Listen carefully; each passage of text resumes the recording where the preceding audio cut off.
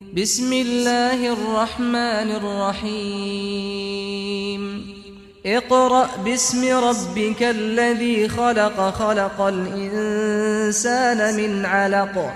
اقرأ وربك الأكرم الذي علم بالقلم علم الإنسان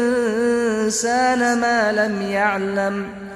كلا إن الإنسان ليطغى أن رآه استغنى إن إلى ربك الرجعى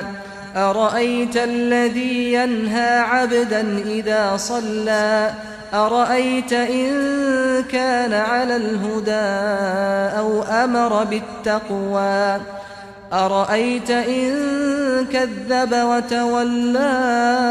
ألم يعلم بأن الله يرى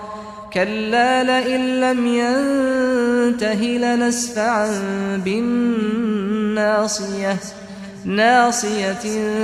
كاذبة خاطئة